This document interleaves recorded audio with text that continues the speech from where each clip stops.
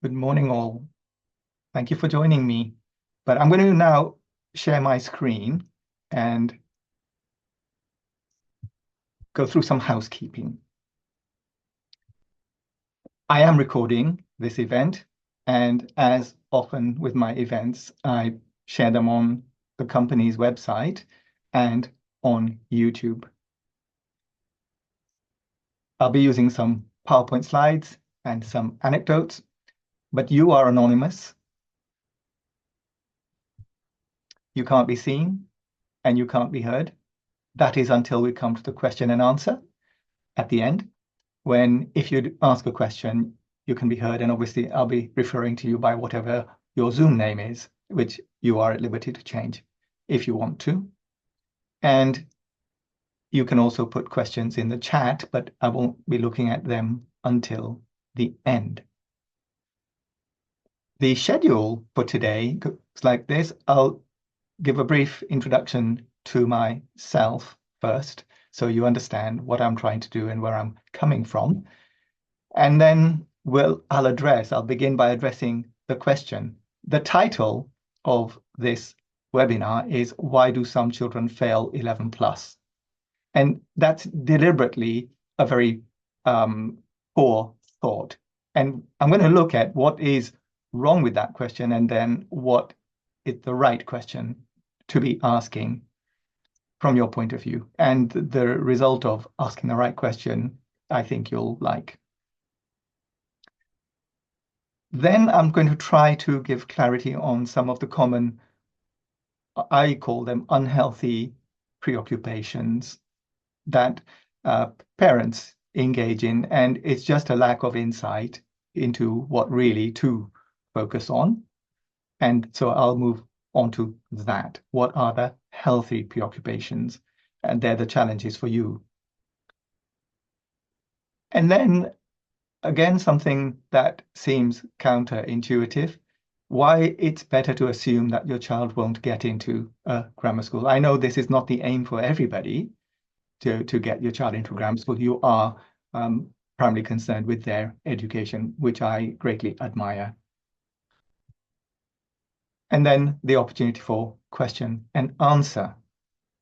Let's begin then with who is Sir Taylor? Who am I? Well, my name is Sudhir and Taylor is my surname, so I contracted to Sir Taylor. I was born in Kenya and I spent 5 years in my young childhood in India, and I've been living in the UK for the most part since I was 7 years old. I've been in the teaching profession since 1985, so I'm in my 40th year. And out of that, I spent 3 years as a VSO, that's Voluntary Service Overseas volunteer in St. Vincent in the Caribbean. I spent 10 years as an officer in the Royal Navy, mainly involved with training sailors and officers. And for over 23 years now, I've been teaching 11 plus. And so I am the author and the expert in 11 plus and the teaching of it. And very importantly, I am a dad. I have 2 daughters. They're now 30 and 27, but you know, I've been in your position and I've had the same kind of concerns that you might have. And that, I think, is a very valuable part of who Sir Taylor is. So apart from those credentials, why should you take notice of what I say? There is more to it. Sir Taylor is not run for the purpose of accumulating profit, but for the purpose of education. Our vision is to empower people like yourself and your children by enhancing their love of and skills in learning and reasoning. And in fact, all those present are demonstrating their eagerness to learn by being here. And I really appreciate that. Thank you very much for giving up the best part of your Sunday first half for this event. What this means is that what I tell you is for the benefit of you and your child and not for the benefit of my pocket. And this matters. It should matter. Well, to me, it matters. Okay, so what am I going to try to do? I'm going to stop sharing just for a second. What I'm trying to do is, remember, I've been in your shoes twice. And I so wish somebody had been there to guide me about what were good things to do to support my daughter's learning and what were not. At the time, I'd been tutoring for a short time. I've been tutoring for very much a longer time now. And there are many things that I see because I have had literally thousands of children go through the 11 plus course, the majority of whom have passed based upon results that I receive and personally verify. And of course, that means thousands of families, each with their own concerns and circumstances. So there's a lot of experience there.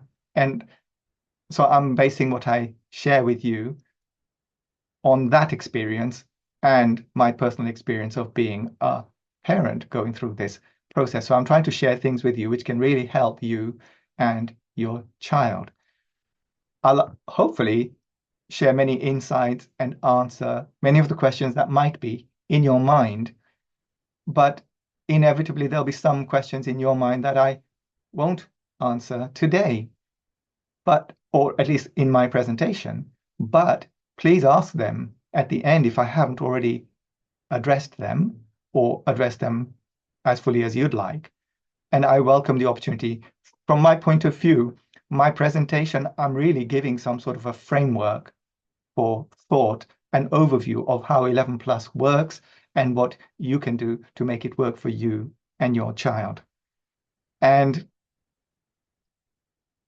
with that, this is a new presentation, so I can't say how long it might take, but I reckon I'll be finished well within 2 hours, 1 hour and something perhaps, and that leaves ample opportunity to ask any questions if you so wish. So without further ado, here we go. So the question which I did ask at the title of my presentation was, why do some children fail 11 plus tests? And it's a terrible question to ask. So what is the right question to ask then? So let's first look at what's wrong with that question and then look at what's the right question to ask. So this is the question, why do some children fail the 11 plus test? Okay, well, there's several things wrong with it, but let's deal with it one thing at a time. And the first thing is this word fail. Fail is an ugly, stigmatizing word, and I would encourage you, mums and dads, to avoid saying that word and using it, especially in front of your child or earshot of your child, but generally to avoid saying that. If you look at the grammar school website and they talk about 11 plus results, I think you will not find the word fail anywhere there. Schools tend not to use that word, and there's a reason for it. It's psychologically damaging. It stigmatizes children. And so we tend not to say that word. So please remember this. Avoid this idea of failing. There are other ways of saying that, like the child did not qualify or was not eligible or did not reach qualifying score. These are the kind of phrases that grammar schools use. They don't say fail. So please follow that guidance. It's sound. By the way, a lot of what I share with you today is to do with psychology because it is the biggest part of education.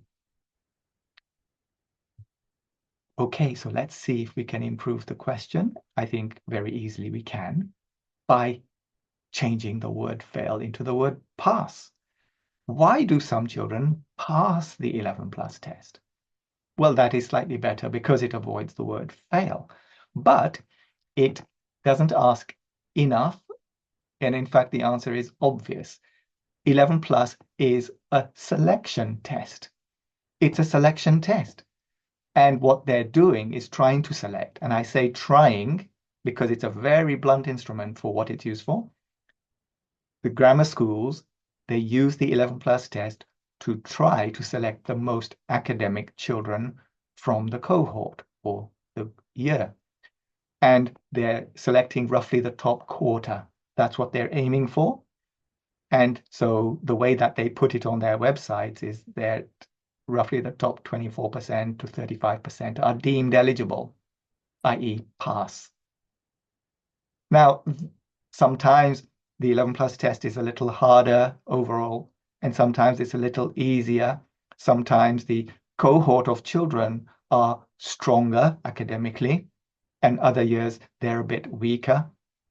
And in order to, but none of that makes any difference, because what they're going to do is they're going to select the top quarter-ish.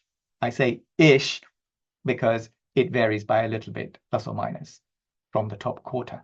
This means that in a strong year, when the paper was fairly straightforward, it could be that the, if you like, the qualification mark, the pass mark, was in the 90s.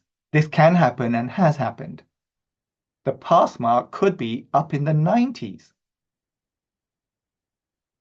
Again, or in a very tough year, that is, the exam itself was really challenging, and the cohort was perhaps one of the weaker cohorts, the pass mark could be as low as 60%.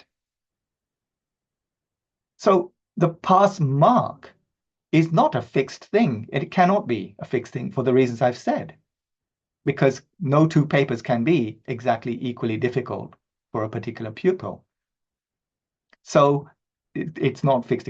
It's a, if you like, a fixed percentile, roughly the top 25%.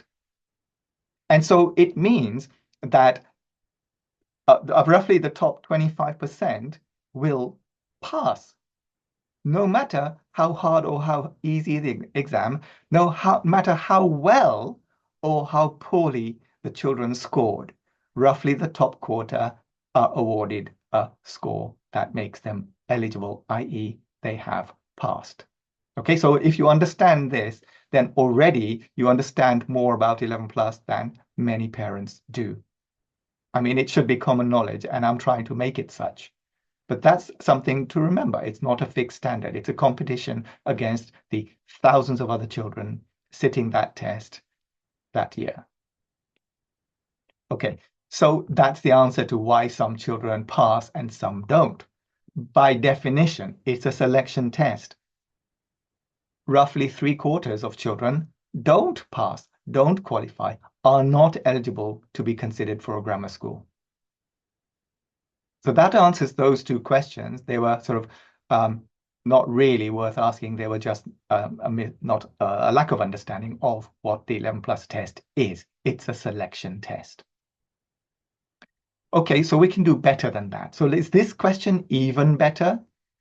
How can my child pass the 11 plus test? So it's not a case of why do some children pass and some not? It's a case of how can I help my child to pass? To be one of those in the top 25, in other words. Well, no, it isn't really a suitable question either. And the reason is because of the wording of the question, how can my child pass the 11 plus test? The answer is, you know, I'm in my 24th year of preparing children for 11 plus as my full-time profession, and we've been doing it really well based upon the outcomes that children get in terms of their learning, getting into grammar school, and the feedback that we get about how they get on. Nevertheless, despite all of that expertise and experience, I cannot predict the outcome for any child. Yes, some children are absolute flyers, and they're absolute flyers in school. They might be the #1 top pupil in their school. They might fly through my course. They might do brilliantly in mock tests in the run-up to the real test. None of that is an assurance or a guarantee that they'll pass. So, and it's for a variety of reasons. And I won't go through a whole list of them, but I'll mention a couple.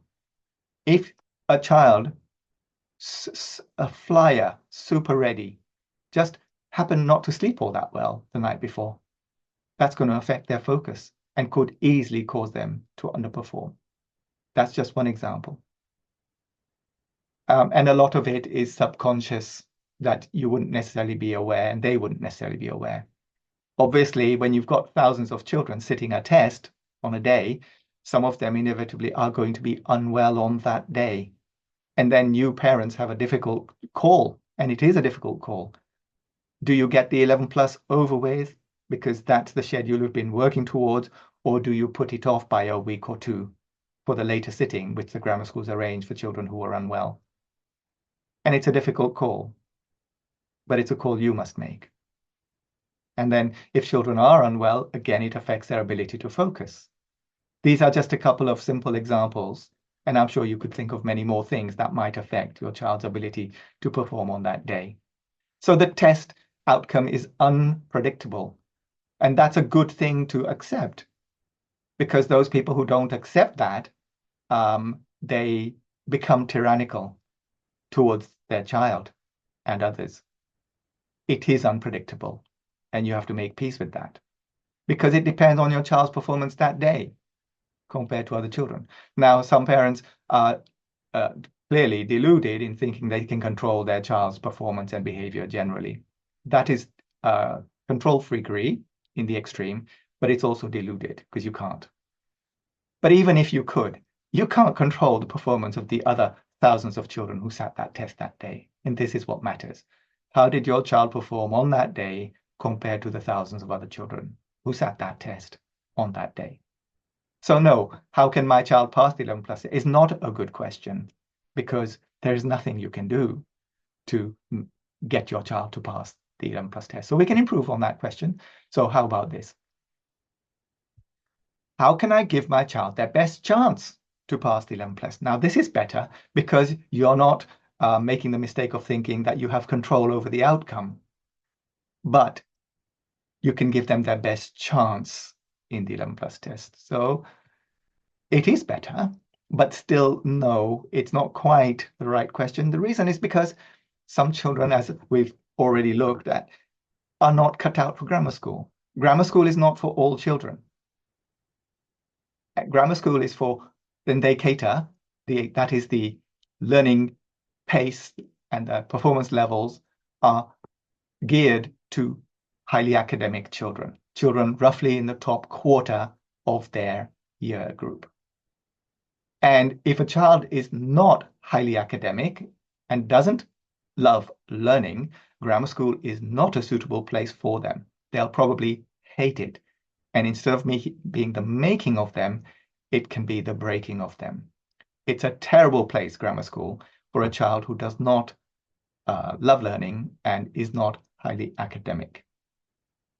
So it's still the wrong question, because it might very well be a poor fit. And in fact, for 3 out of 4 children, grammar school is a poor fit. So how about this? What if my child is academically able and loves learning? This means that they are a good fit to a grammar school education. How can I give them their best chance to pass the 11 plus test? Well, this is so much better, but still no, it's not the right question to ask. Why? Well, because it's not ambitious enough.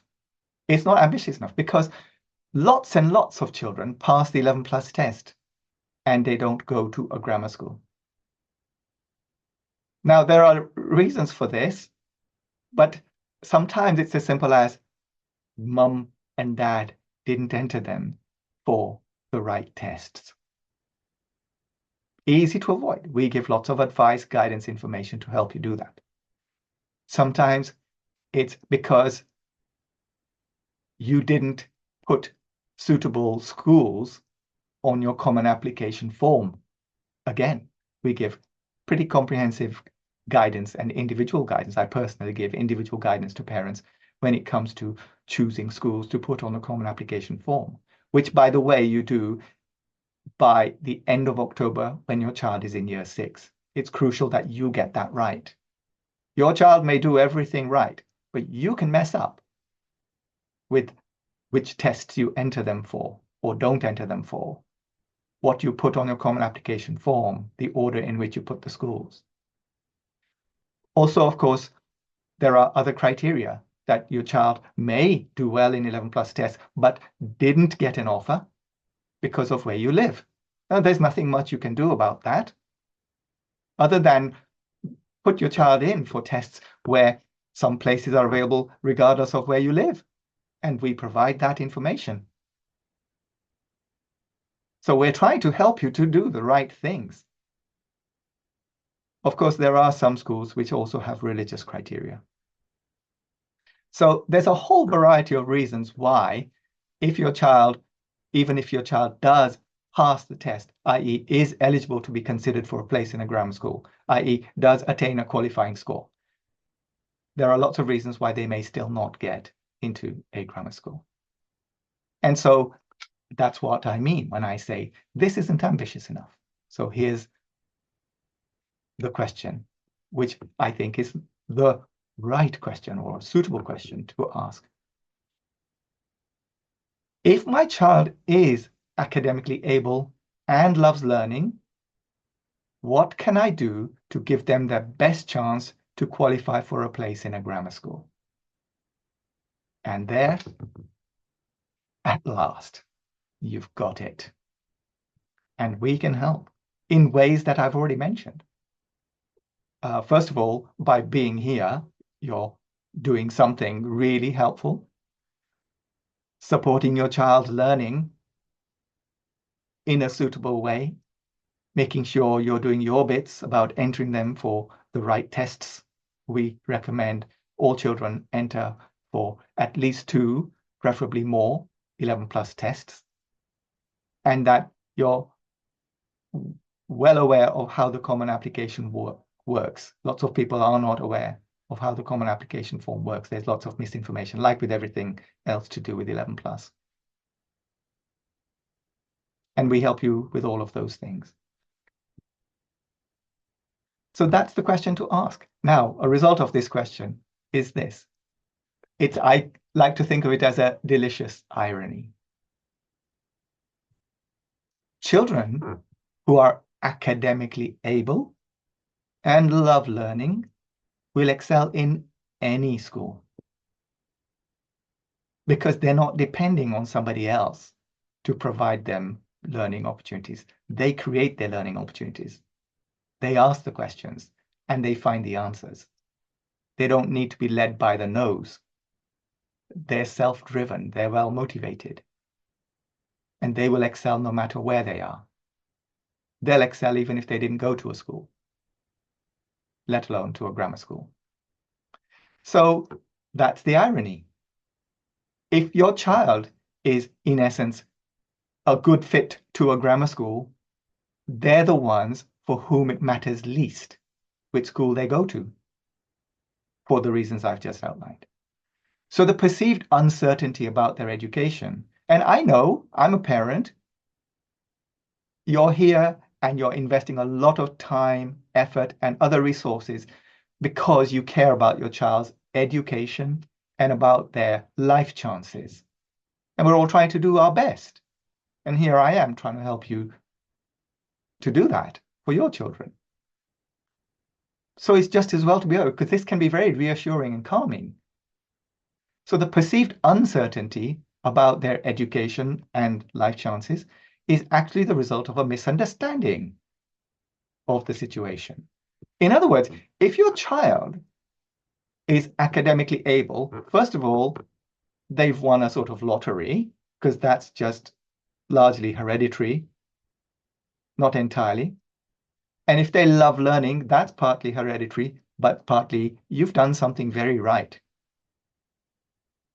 In other words, you've already done something very, very right that you can feel or take some comfort from.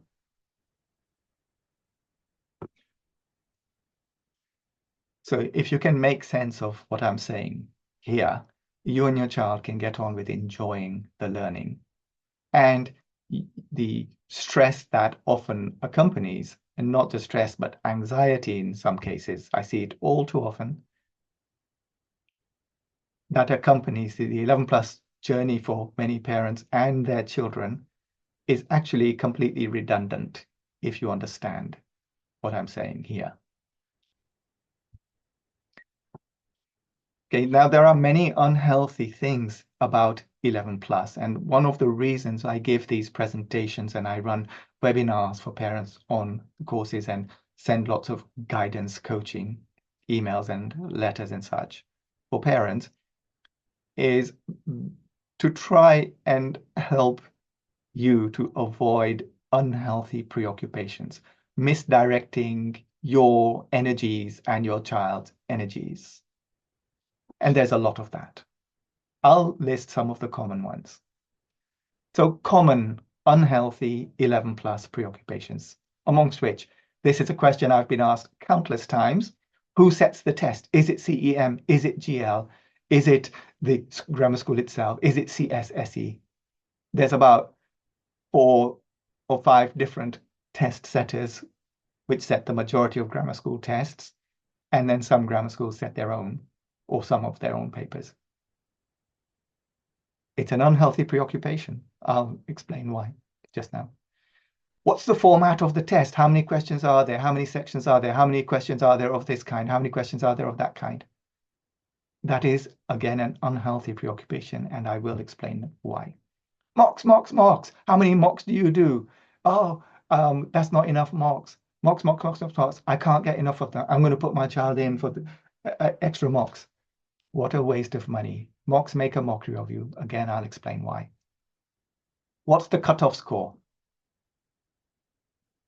So if I tell you a cutoff score, not that I could, for most exams, do you think that's useful for you, for your child's preparation and learning? How many extra marks if my child is the youngest in the year group? There's something called standardization, whereby the grammar schools, they standardize the scores to take account of children's age so that the younger children are not disadvantaged and the older children are not advantaged, because they have if you think about children who are sitting the 11 plus test, mostly they're 10 years old when they sit it, and a few have actually turned 11. The difference of a year in age, or nearly a year in age, is huge at that time, because that's a year's more life, a year's more learning, and a year's more maturity. And so the grammar schools do adjust the scores in order to try to cancel out the effect of age. Otherwise, what would happen is that the older children would be overrepresented in the grammar schools purely because they're older. And when they sat the 11 plus test, statistically, it made a difference in what they were able to do. Okay, so some parents ask, well, how many extra marks will my child get? Will my child be docked marks because they were born in September, which makes them the oldest in their year group? Is my child doing enough to pass? Can my child pass? Okay, now, all of these questions have something in common other than the fact that I consider them, well, first, they're common, and two, that I consider them unhealthy. They do, in fact, have more in common. First of all, I can categorize them into 2 types. The first type is to do with format. Who sets the test? What's the format of the test? How many sections? How many questions? Mocks, mocks, mocks. Oh, it's got to be, is this exactly the format of the test, and all of that. So these are all to do with the format of the test. And then the second set were to do with the outcome, the result, to do with, will the child make it? What's the cutoff score? How many extra marks or how many marks are docked? And is my child doing enough to pass? That's all to do with the outcome. And I'll tell you what these common unhealthy 11 plus preoccupations do have in common. Well, first of all, if you look at who sets the test, it's to try and get some certainty, some sort of something concrete. And if you look at format of the test, how many sections, how many questions, mocks, mocks, mocks, mocks, mocks, and get lots of stats and all of that is like having some concrete data, something numerical. And that we as human beings are prone to giving undue value and meaning to numbers. We are very prone to thinking numbers and stats mean something or give certainty, which they do not. They do no such thing at all. So they are, in fact, deceptions. you get nothing from a MOOC that is a public MOOC that is no information that you haven't got vast quantities of if your child is on the course. Because what you are getting information about that's useful is what are their learning needs and learning shortfalls. The only benefit of a public MOOC is psychological.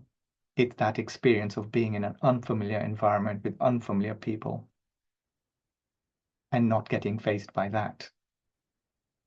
So all this numerical information or quantifiable information is actually almost useless, but it seems really useful. But that's a human failing. It's a trap that we easily fall into if we don't step back and think, well, wait a minute, what does this actually mean, if anything? And usually nothing at all. And then the second half, the outcome, what's the cutoff score? Okay, so if I tell you that the cutoff score is 90%, is your child going to learn more effectively? Are they going to work harder? Are they not already making their best effort? Are they going to make more of an effort if you set the bar higher? How many extra marks? Oh, so if I say they're going to get 3 extra marks, are they going to take their foot off the gas a little bit? Or if I say your child was born in September and they're going to be docked 3 marks, are they going to work that little bit harder to get those extra 3 marks? Is that what you have in mind? That you're going to set your child's effort according to what the target is? This is the implied logic of these questions. Is my child doing enough to pass? Can my child pass? Again, the same logic. Let's make more effort, or no, not make quite as much effort if they're already, doing more than is necessary.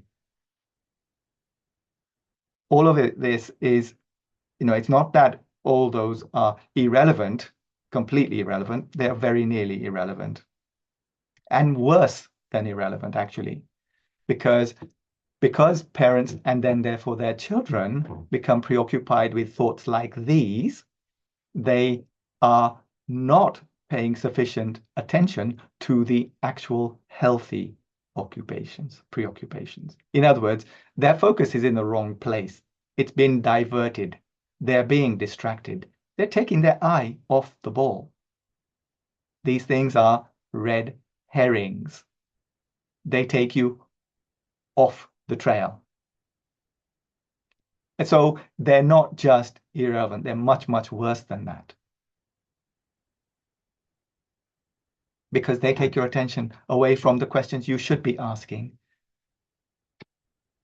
and where the answers to which do matter. So that's what I'm saying, is that those questions that I just went through, they share an attempt to get what is in fact a false sense of certainty or control. Because the truth of it is what I have already said. The outcome of 11 plus is uncertain for the reasons I've already mentioned. And that is something that many people find very difficult to accept. A bit of, it is a bit of, I would call it psychological shortcoming, that they're unable to make peace with the uncertainty of the outcome. And so they're trying to get some sort of a certainty, and numbers give a certain certainty. They don't necessarily mean anything, but there's a certain certainty and a feeling of control when you have something quantifiable. So that's what they have in common. So what I say is, isn't it so much better to get busy with the healthy things that that is constructive things that you and your child could do, and make peace with the uncertainties? And some of you might have recognized that that's actually a paraphrase of the first verse of the Serenity Prayer. Most of you, I'm sure you'll be all perfectly familiar with that, but I'll just recite it or paraphrase it in a more familiar way. It is, God grant me the serenity to accept the things I cannot change, the courage to change the things that I can, and the wisdom to know the difference. That is the Serenity Prayer. And so you can see what I'm saying is very much the same thing. And don't underestimate the importance of this acceptance of uncertainties. Because the very worst thing about 11 plus, in my opinion, is that parents put their children at risk of their anxiety and the stigma of failure. We don't use that word. And we don't think of it like that. We'll come back to that. Okay, so what are the healthy preoccupations? What are the, if you like, the better things to be preoccupied with? And these include some challenges for you, mums and dads. What you have to do, I'm not trying to pretend it's easy. You know, I can share vast amounts of experience and insights and knowledge with you. I'm not trying to say that the things I ask you to do are easy things, but they're worth working at and reflecting on. So here are some healthy preoccupations, i.e. constructive things to think about. And so these are the questions. First of all, not who sets the test, but what subjects are included. Now, this is public information. I don't know of any grammar school where they don't tell you which subjects are included in their test. It's a very simple question, but that's the important one. Not who sets the test, but what subjects are they including. Now, the subjects that are included in 11 plus tests, I'll list them next, but grammar schools test essentially 3 subjects: literacy, numeracy, and nonverbal reasoning. Now, included within literacy is anything that revolves around a mastery of English. So English, comprehension, technical English, creative writing, verbal reasoning, all of those really are included within literacy. And maths is numerical reasoning. And nonverbal reasoning, I'm including spatial ability within that. And that's it. There is no grammar school which includes any other subject within their 11 plus test other than the subjects that I have mentioned. And all of those subjects are available within the 11 plus course. So that's a suitable question, but it's already been answered. Your child is going to learn all of those necessary subjects already. So you don't need to worry about who's setting the test and which subjects, because your child is learning all of them. Creative writing is an optional extra, because a very tiny proportion of grammar schools actually include that.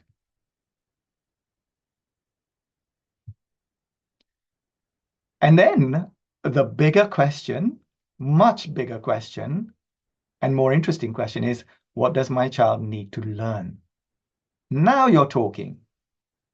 Not those quantifiable things that seem to have meaning and are there for your psychological comfort. Nothing to do with your child's learning. Your psychological comfort. Instead of asking those questions, these are the questions to be asking. What does my child need to learn?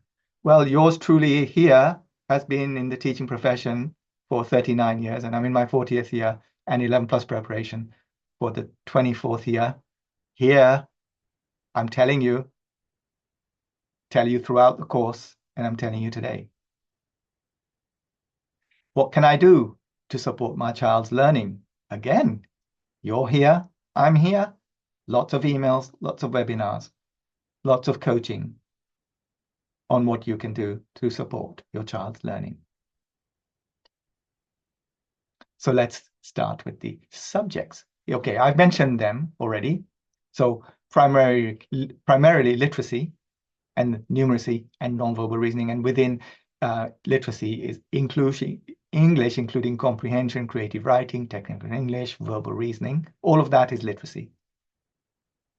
And maths and nonverbal reasoning. Those are the subjects. But you need to be aware that they're not equally difficult and they're not equally important.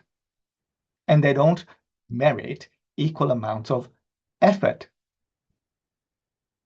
Because the fact is that for all grammar school 11 plus tests, English is by a long way, a long, long, long way, the most challenging and complex subject.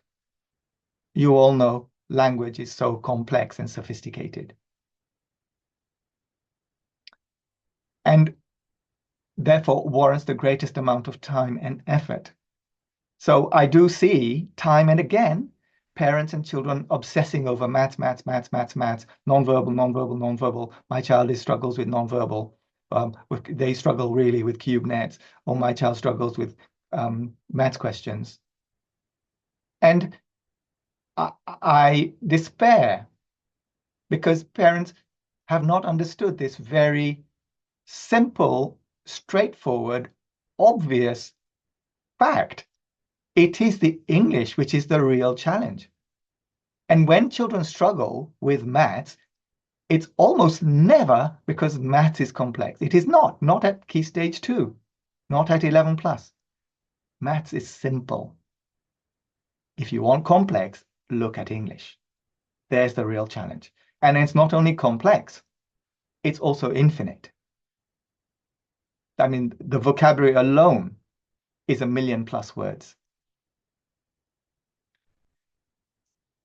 So that is crucial to remember. And if you don't recognize this, you are likely, and your child is likely to be focusing their efforts and their energies in the wrong place.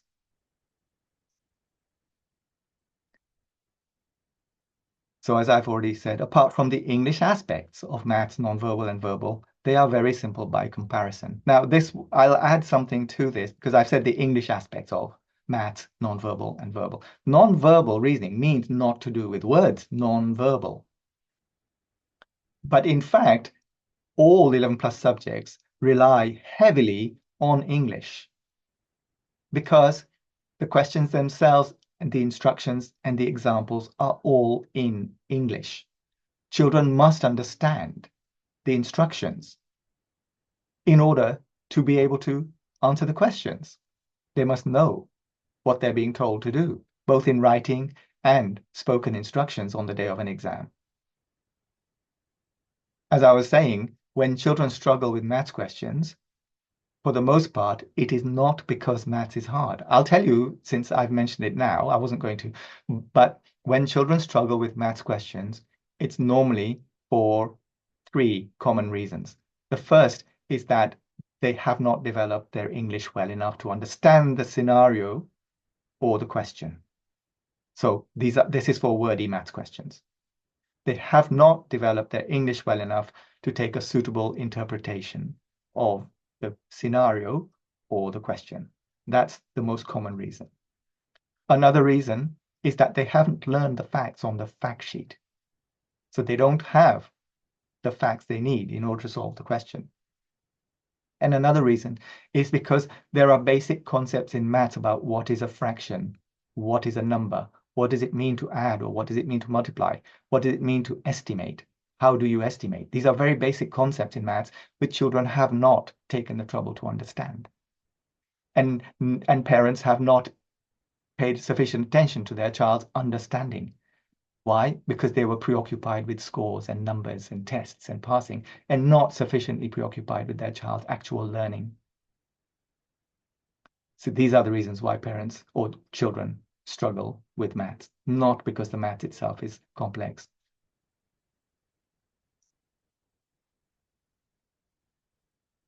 So English is the key. And that's where the majority of the effort needs to go, because that's where the bulk of the learning is. Well, let's come to the learning, because there are other aspects of learning. What does my child need to learn? I've missed out the word need. Apologies. This happens with a new presentation. The concepts that children need to understand, so concepts need to be understood. Many parents have themselves no concept of your child needs to actually understand.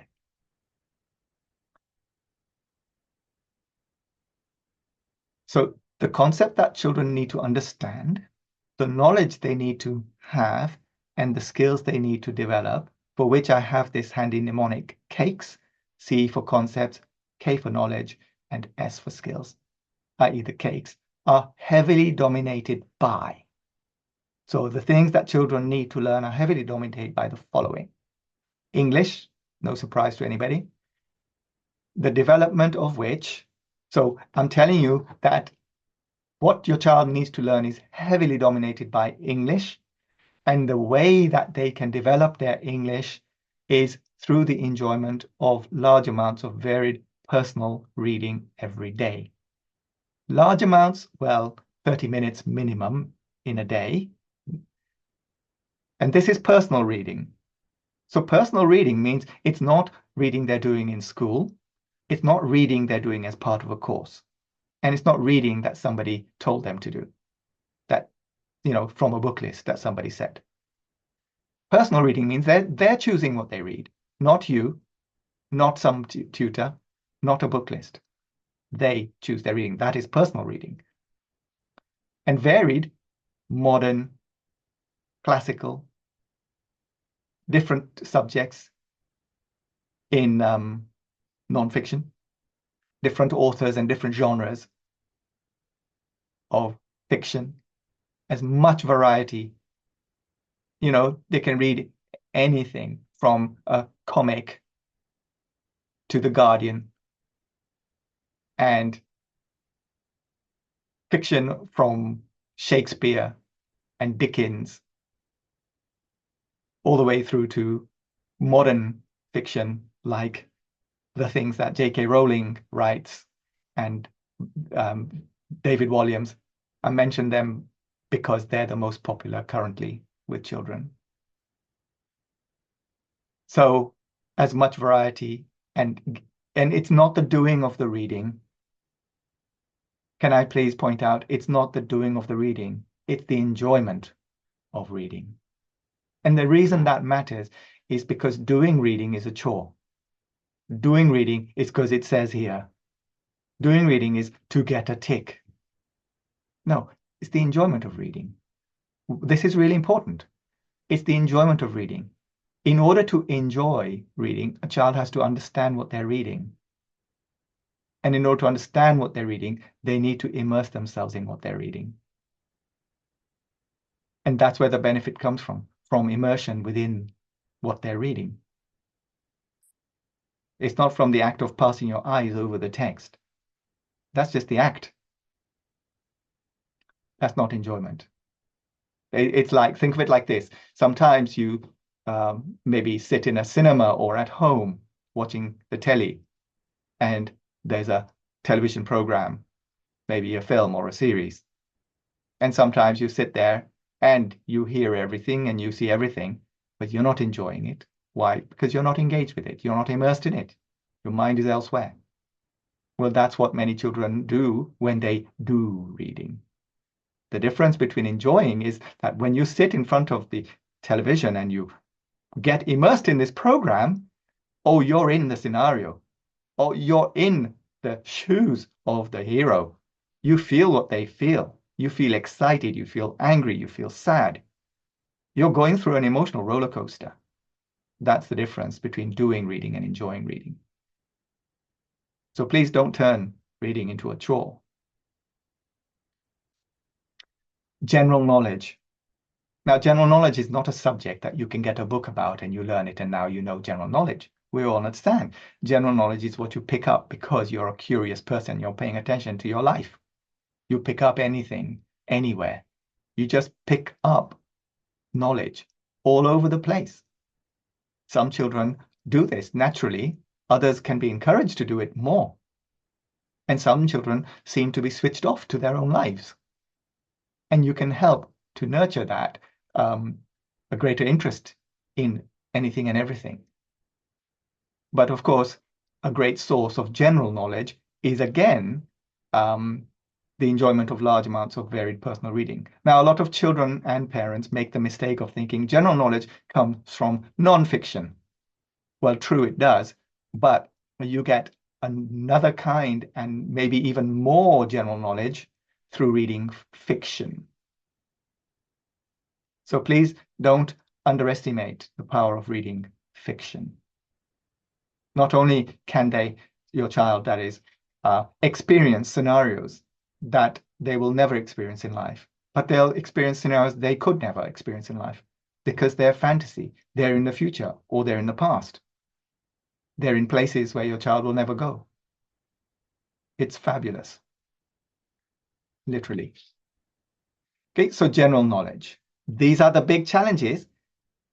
You know, if you still think, oh, but it's the maths my child struggles with, oh, it's the nonverbal my child struggles with, you are not getting the picture. Those are tiny and simple compared to the things I'm telling you here. English, a mastery of English, and general knowledge are relatively infinite. And reasoning. There's not much your child is going to be able to do in a test unless they develop their reasoning skills, because 11 plus tests generally are tests of reasoning, verbal reasoning, numerical reasoning, nonverbal reasoning. They have the word reasoning in them to emphasize the fact that they are tests of being logical, solving a problem methodically and logically through reason. But applying reason does require lots of knowledge of many things, but primarily those things, English and general knowledge. So reasoning, what can you do about that?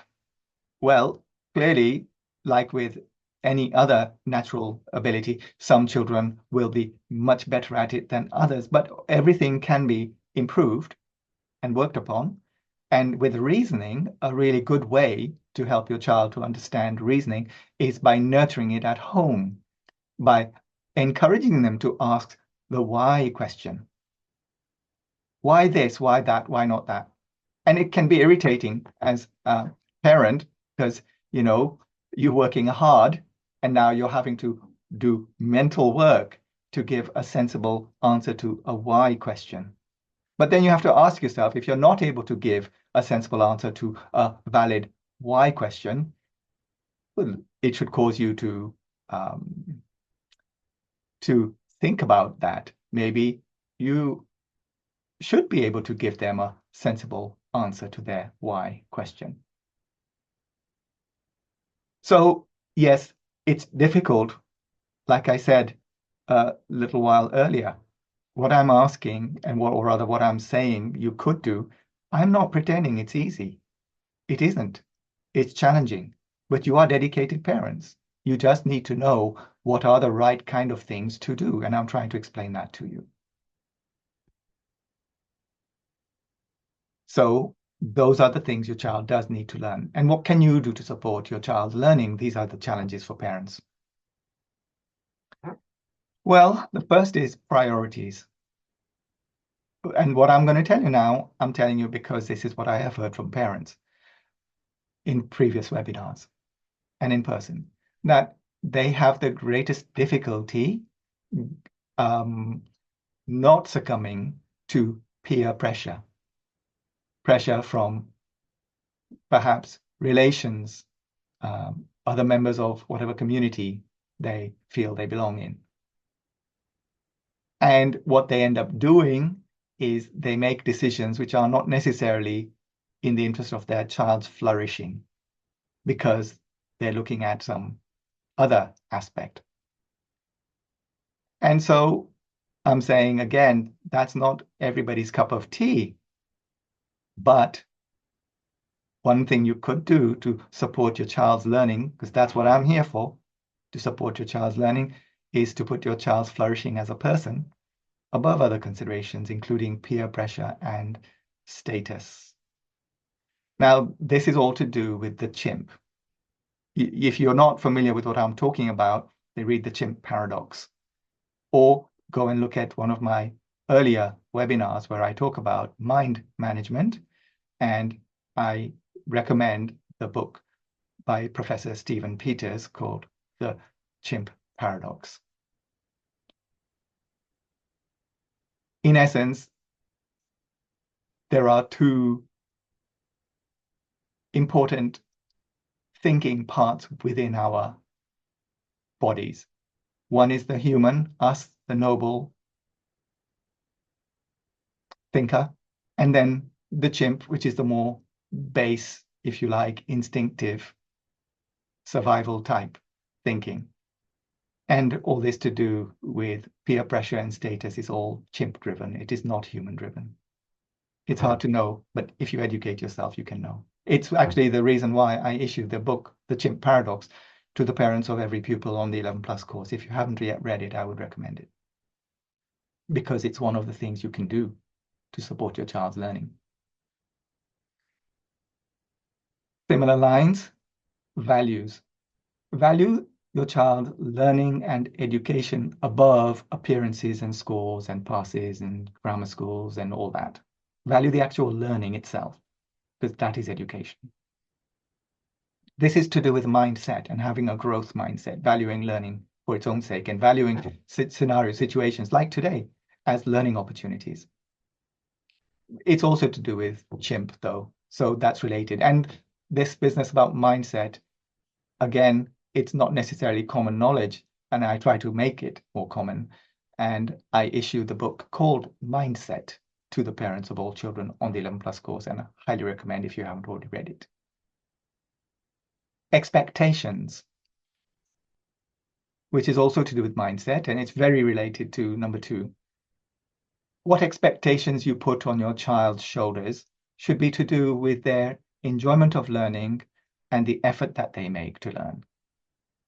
It should not be about what scores they get or didn't get, or grades or passing.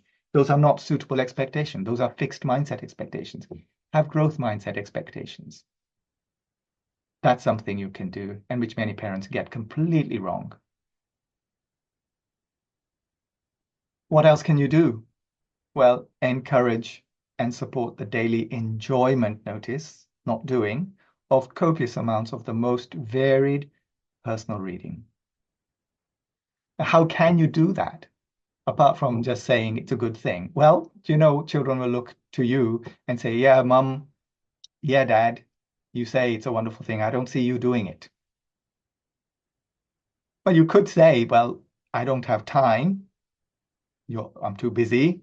Well, then the message you're saying is, it's not that important.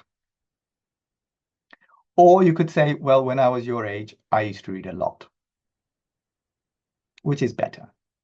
But the best thing of all is your child looks at you and they'll say, if it's good enough for mum, if it's good enough for dad, it's good enough for me. So if they see you reading and enjoying your reading, they'll think, ah, mum's enjoying reading. She talks about her book and she enthuses about it. And then they will try to emulate you.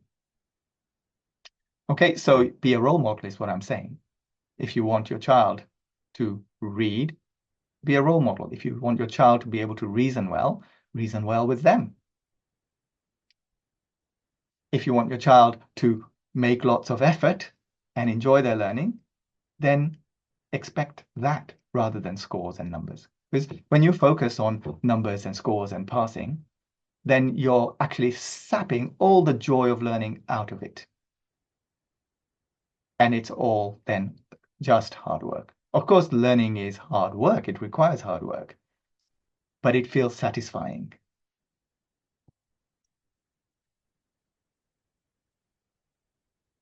So what I've already mentioned earlier is the why question. Encourage it and encourage discussion of it.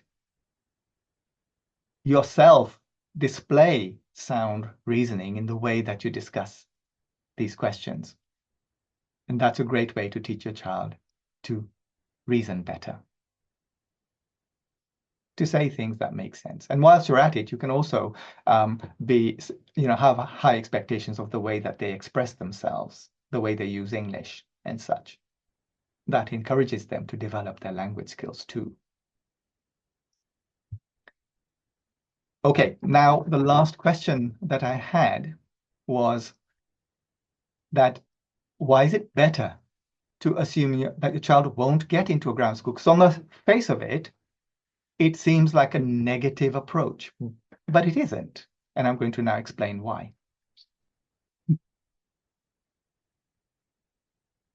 It's win-win if you keep it about learning and education rather than passing or getting into a particular school. Now I'm going to show you lots of reasons why.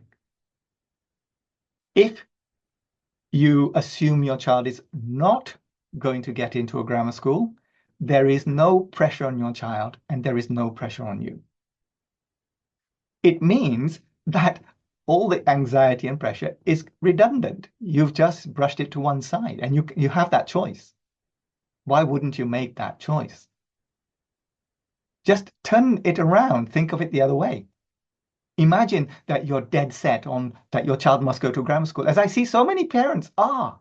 They have the best of intentions, but they don't realize they're shooting themselves and their child in the foot. If you're dead set that your child must go into grammar school, what you're doing is you're pretending you have control over something over which you do not have control, which is the outcome of the test. I don't think anybody who's been paying attention still thinks they have control over the outcome of the test. You don't. So don't make something which is out of your control your target, aspiration, your ambition, your measure of failure and success. That's just foolish. Okay.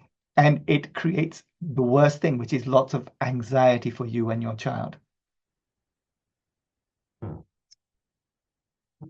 Also, if you assume that your child's not going to get into grammar school, it nullifies any sense of failure or stigma. Because if you, again, are dead set that your child must go to grammar school and then they don't, you're lumbering your child, never mind yourself, you're lumbering your child for life with this, I failed. I didn't get what I was aiming for. This is what my mum wanted and persuaded me that that's what I want. And I didn't get it. That's just doesn't need any explaining. So if you assume your child won't into grammar school, you will go to some lengths to make sure you've made suitable or acceptable provision for them for when they do go up into secondary education, into year 7. Some parents, they assume their child will get into a grammar school and they don't look at any other alternatives. And then when child doesn't get into a grammar school, now they have no idea what their child's going to be doing, what they're going to be doing. Do you see? It doesn't make any sense for something where the outcome is uncertain, even for the best of candidates. So if you assume your child won't into a grammar school, then if they get into a grammar school, it feels like a bonus, a blessing, not a relief, not a, oh, thank goodness, now we can move on with the rest of our lives. So much better. If you assume your child won't get into grammar school, paradoxically, when children are they're free from the pressure, the anxiety, which I mentioned at the first bullet point on this slide, and if they're free from all of that, they can actually enjoy their learning more because they're not weighed down. Their enjoyment is not sapped by the pressure to perform. Under those circumstances, children enjoy their learning more and they learn more effectively. And if they learn more effectively, they're more ready for the exam and they tend to, or they're likely to excel, or they're more likely to excel in the tests. So that's paradoxical. Think about that. All these are psychologically much healthier for the reasons I've explained. So instead of assuming that your child will get into grammar school or setting that as a make or break thing, that you're just adamant that your child's going to get into grammar school. It's a very unhealthy outlook, which I see all too often. It's so much better to assume your child won't get into a grammar school and let them get on with enjoying the learning. And here's the thing. Nothing is lost by preparing for 11+, whether they get into a grammar school or they don't get in grammar school. Whatever they learn in doing all that hard work is the same. 2 children could have learned the same vast amounts of concepts of knowledge and skills. One got in, one didn't get in, but they both learned the same. And that learning that they have is theirs as a platform for future learning. So the learning gained in the process of preparing for 11 plus is for keeps, regardless of test results. And that's education. It's the learning that's the education, not the getting into a grammar school. So that's why I say it's win-win if you keep it about learning stroke education. And you'll find that insight, it's win-win if you keep it about learning. When I say win-win, I mean whether they pass or they don't, whether they go to a grammar school or they don't, your child still wins. So that is the bulk of what I wanted to share with you. Now, I am sure that many of those things you will already have heard a lot of them from me before. I am consistent with the message and the guidance that I give. And I have been giving this similar coaching for parents and guidance for parents for years. If you did like or appreciate the things that I have shared, I'm sure some of them you will not particularly have liked. And if you want more or more insights into some of those, you can find them on YouTube. And these are a couple of videos as they appear on YouTube. You can look and search for the exact titles, and that makes it easier to find. So one from a few years back now, during COVID time, 11 plus education for parents, the top 5 mistakes parents make re 11 plus. This was April 2021. And then a more recent one, which is, I think, less than a year old, your 11 plus questions answered. I think you'll find those they're long events, but then I've got a lot there to say. So many things that you might wish to know more about, you will find there. Now, we're very close to the end of it, and I'll just mention a couple more things. If you like our values, our approach to learning and education, then you know it's very hard to be heard these days, and everything is very cluttered. And so to getting the message out there, it's a bit of a challenge. And it really helps that if you know somebody who might actually align with our values and outlook, tell them about us. Say a good word to a friend, a relation, a colleague, an acquaintance even, somebody you see at on the school run. And a 5-star Google review and recommendations in social media would also be great, because this is the way things seem to work these days. It's not enough to do good work. And applications are open for the 11 plus course, which is for children who are in year 5, and for the foundation course, which is for children in year 4. And it is any time is a good time to secure a place, but sooner the better. But even children who join the course late, they have the opportunity to catch up on what they've missed. Thank you very much for your attention. Have a think if there were questions that arose during this, or questions you brought and haven't been addressed. And I will do my best to say something helpful or useful towards those questions.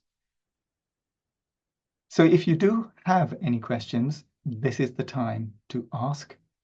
Now, you can raise your Zoom hand if you have a question, or if you prefer it, you can type your question into the chat. Okay. There is one hand raised. So what I'll do is allow you to speak, and you'll then need to open your microphone, and then you can speak. So the hand that I see at the moment is Sakina. Sakina, if you would open your mic and ask your question. Thank you. Sorry, I joined a bit late, Sir Taylor. Yeah, no problem. My question is around the workload, which I and my daughter both find it overwhelming, if I'm very honest. Yes. And that's probably because I'm a very black and white, Yes. wanting to kind of tick all boxes. So we've Right. come to prioritize and do the air Yes. as our priority. But what I am sort of seeing is her looking into her progress in her pupil account and Yes. saying, look, mommy, I'm not doing so good. I have a lot of room for improvement. And I don't want her to feel that, you know, she's not doing well, because she is, and it is a lot of work. And I don't want to basically dampen her confidence, if that makes sense. Yes. Yes, I understand. Okay, thank you very much. What I'll do is I'll mute you now and to address this question. So Madam is saying she has a daughter on the course. Now, whether it's 11 plus or foundation, the principles are the same. And what she was saying is that the amount of work, her daughter is finding it overwhelming too much. Now, first of all, that need not ever be the case, because our expectation is not that children complete everything because it appears in the list. And Madam did actually say that she's aware of this, and she's aware that we give guidance about prioritizing the work. And if something has to give, which it appears that it has to give, it should be from section C, which is the workbooks or hubs as we call them, and not from the daily activities, the AIR, which is reading, vocabulary work, mental arithmetic practice, studying the fact sheet, things which are done for daily and not in big chunks at a time, so they can be fitted in around other things. The other part, which is a high priority, is studying the syllabus units, which is done through video lessons and worksheets, preparation sheets, and such. They're the priority, the air and the water, and the food, which is the workbooks, is a lower priority. And so that's one thing. Children who are struggling to complete all work to a good standard should prioritize according to our guidance, which is the daily activities, especially reading, and the studying the syllabus units, doing the prep work. Those are essential. Other things, if they have to give, let them. More important than getting ticks is enjoying the learning, and whatever work is done to the best of a child's abilities. This actually relates back to what I said during my presentation, that we tend to be very prone, it's just a human failing, we tend to be very prone to things which are quantifiable. And if we see a list with tick boxes, we feel we've achieved something if we've ticked all the boxes. And that feels like compelling. No matter what the guidance is, it does feel compelling. And so, Madam, thank you for illustrating that we give black and white, black and yellow actually, guidance about what to prioritize in the event that a child is unable to cope with all of the work, and that our expectation is not that they do it all. And yet, because there's a list of work, and then you feel compelled to tick the list. Children should not be measuring their accomplishment by quantity, meaning the number of ticks that they got or didn't get, but by how well they have understood what they have done and by the enjoyment of what they are doing. These are all things which I say, I repeat, I put them in writing. They're on the actual list of work that I personally set every week. Some children, by the way, just for reference, complete all the work that I set and then are twiddling their thumbs, wondering what else they can do. The answer to which is obvious, by the way. They should enjoy vast amounts more varied personal reading is what they should do. So, and then other children, they are able to do only a fraction of the work that I said. You know, everybody is unique and they have their unique capacities and appetites, and that is okay.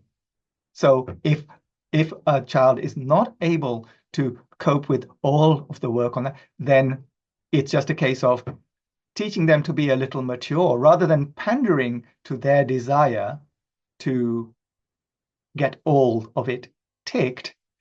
Instead, teach them, coach them, help them to understand that it's the quality of their learning that matters and not the number of ticks. Also, looking at the performance history is not for the purpose of feeling good or bad, but it's for the purpose of identifying learning shortfalls. In a week when a child, for those who may not be aware, what we do is we collect certain scores on things that work that children have done, words they've added in their vocabulary book, scores achieved in feasts, which are timed events done during live lessons, and study tests. And we put them up, and for each week or each session of the course, there's an overall score. The idea of the performance history is to look at the details to see what was it where your child scored poorly, and therefore what is the learning shortfall identified by that. So it's not for the purpose of making a conclusion about how you're doing. It's more about identifying a learning shortfall and then addressing that specific learning shortfall. So it's the information is there, but it can be used for managing feelings, or it can be used for managing learning. And I'm saying use it for managing learning.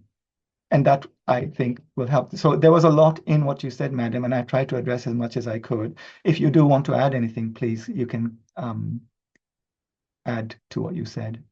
No, that's really great. That's really helpful. So I will break it down in terms of she shouldn't be looking at that as a, it's not a measure of her. Yeah. It's a measure of, or if you like, it's an indication of learning shortfalls that she can work on. So in other words, it can be much more specific. So rather than, and if you like, a global, you're doing well or you're not doing well, it's a case of, you did this poorly, let's see why, and let's do something about it. And by the way, madam, if your daughter needs help or you need help to do this kind of analysis, or she needs help with something and there isn't another or a better way to do it, drop us an email and we'll arrange a Zoom call for me to work with her or with you on any specific learning need. Okay? I think that's a good idea, but if I'm honest, I really don't need that. I'll tell you why. It's not about her not able to do it. It's just her schedule. Monday to Friday, she wants to attend certain clubs, so she's practically busy after school, and she just hasn't got that actual time to sit down, and that's why she finds it, she can't complete it, and that's why her drop. And I'm not really worried about her not sort of completing. I'll just say do what you can, but it's just she measures herself via that graph, and I think what you've told me, it's very helpful. I'll go back to say to her that, let's not worry about how you're doing in the class, let's just worry about what you're struggling with more. Okay, thank you very much. I'll mute you again. Thank you. I wanted to add something which you've now raised again. What Madam raised, which was a new thing, was about her daughter wanting to go to various clubs on weekdays. And this is something I encourage. 11 Plus is not the be-all and the end-all. It is a learning opportunity, and she is learning. Maybe she could be learning a bit more on certain areas and what have you, but those extracurricular activities are just as much an important part of her flourishing as sitting down and studying. So don't allow 11 Plus to become the be-all and the end-all. It is not. And I think that if you look back at the overall message, I hope that does come across. It is an opportunity. It is not a make or break thing, and it is a part of life. It is not life, and it should never become that. So I'm really glad to hear that she is actually keen to continue with various extracurricular activities. If something occurs to you after, or you just don't want to ask it today, you can put it in an email to manager@11plustutor.org.uk, and then we'll see what's the best way to help you with that. Thank you very much for attending. Enjoy the rest of your Sunday.